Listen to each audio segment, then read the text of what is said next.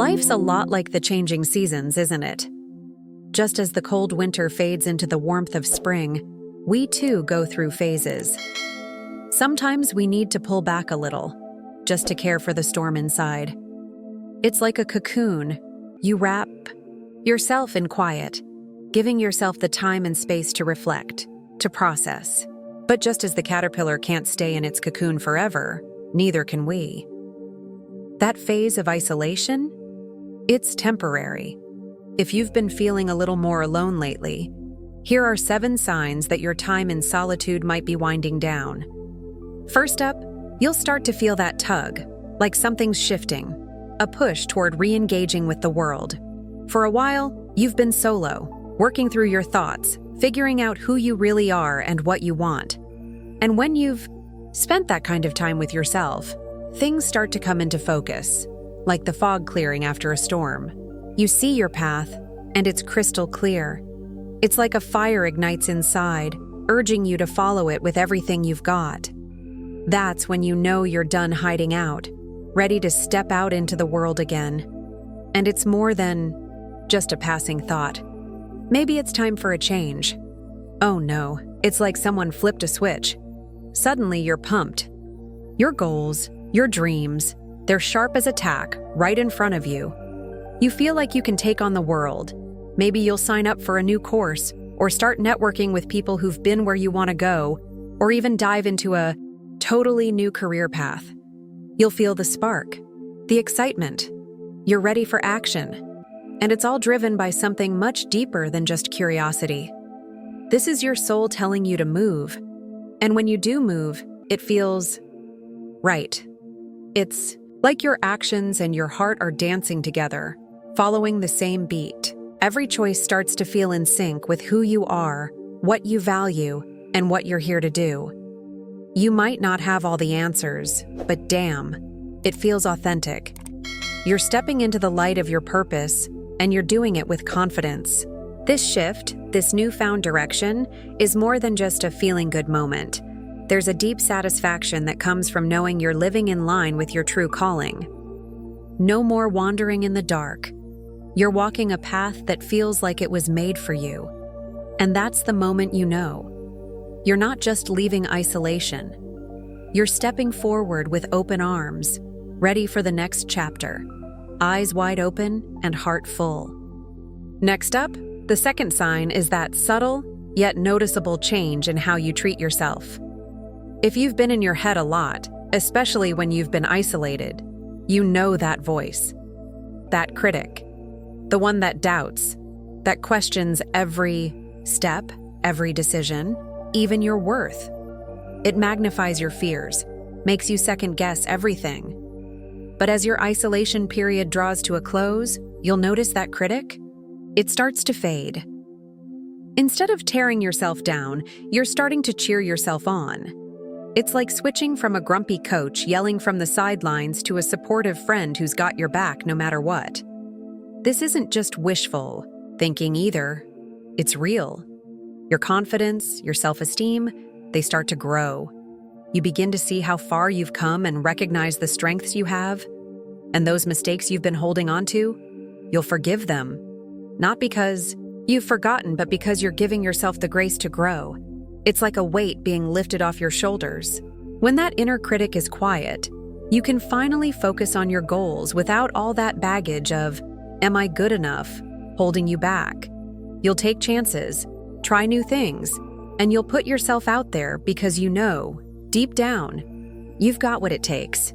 This peace, this newfound self-compassion, that's a sign you're ready to step back into the world. You're not just moving forward, you're doing it with your head held high.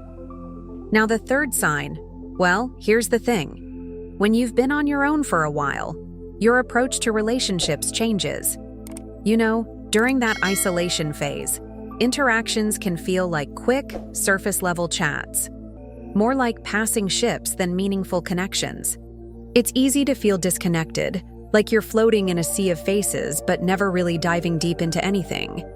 But here's where things get interesting. As that isolation period starts winding down, you'll feel a noticeable shift in the way you approach relationships. Suddenly, you're craving something deeper. Conversations that actually mean something. You're no longer satisfied with small talk or surface-level pleasantries. You're looking for connections that resonate with your soul, people who get it, who understand your vibe, and who will walk alongside you in your growth. You're not just reaching for company anymore. You're seeking those rare, soul-nourishing conversations that leave you feeling full and alive. This change reflects a deeper understanding of what it really means to be connected with others.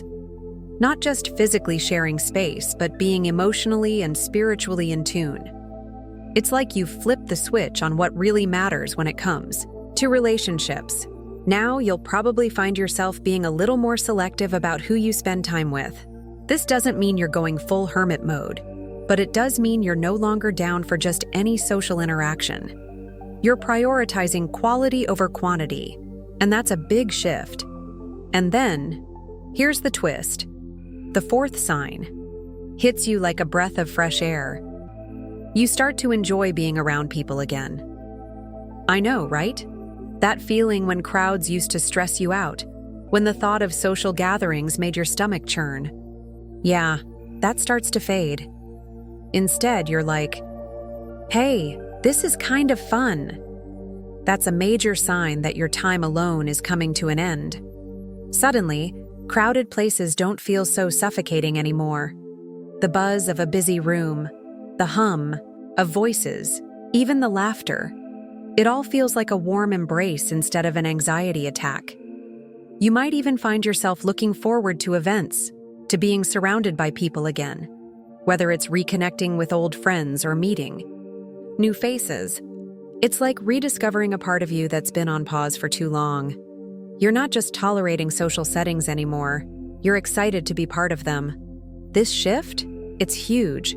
Moving from feeling overwhelmed by crowds to actually enjoying the energy of a group is a massive leap. It shows that you're getting comfortable in your skin again, finding joy in connecting with others. You're ready to re-engage, to embrace life, and to enjoy all those social moments that were once too much to handle. It's like your heart is finally opening up again, and the world is looking a whole lot more inviting. Now, the fifth sign is all about boundaries. When you're in isolation, your personal boundaries get a pretty solid workout. You learn what you will and won't tolerate because you're really left to your own devices. But here's the kicker. When you start re-entering the social scene, you might notice that those boundaries need a little fine-tuning. They might have gotten a little blurry or even forgotten during your time alone. But as you step back into the world, you'll find that you have a clearer sense of what you're willing to accept from others. You'll become more assertive about communicating your limits, not as a way to push people away, but as a way to create healthier, more respectful relationships. This newfound clarity about your boundaries shows a deep level of self-respect. You know your worth, and you're not afraid to protect your peace. The sixth sign? It's all about how you communicate. During those quieter times, small talk may have started to feel like an empty exercise, like you're just going through the motions. But as you re-enter the world, you'll crave something more. The usual chit-chat just won't cut it anymore. You'll want conversations that spark something inside, that make you think deeply or feel something real. That craving for deeper discussions, the kind that get into your core values, life dreams, and meaningful experiences, is a sure sign that you're ready for more than just passing pleasantries. You're on the hunt for those conversations that leave you feeling enriched, not just entertained. So, get ready for those kinds of interactions. They're coming, and you're ready for them. All right, the seventh sign? It hits you like a bolt of lightning. A feeling so strong, so undeniable, that it's like the universe is giving you a nudge to go out and do something. You suddenly feel this deep urge to step out into the world, to start fresh. It's not just about wanting a change. It's that raw, unshakable drive to explore, to have adventures, and to truly reconnect with everything around you. This call to adventure is like a whisper from within, urging you to break free from the comfort zone of your isolation. You've spent time tucked away, doing the inner work, and now? Now you're ready to see what's out there beyond your usual bubble. It's like you've been hibernating, and now you're finally emerging from your cocoon, stretching your wings, eager to fly. But here's the thing. This isn't about saying goodbye to solitude forever. Nope. Just like the seasons change, so do the cycles of our lives. You'll still need those quiet moments, but now, as you step out, it's with a whole new perspective. The lessons you learned while alone have shaped you. They've become a part of who you are. And with that, you're stepping into the world, not as the person you were before, but as someone with deeper self-understanding, stronger boundaries, and a clearer sense of purpose. This is your moment to shine, to embrace the world, knowing you've got the wisdom and strength to move forward with intention. I really hope you found something in this video that spoke to you. If you did, I'd love it if you'd share it, like it, or drop a comment below. Your support means the world to me. Wishing you an amazing day ahead.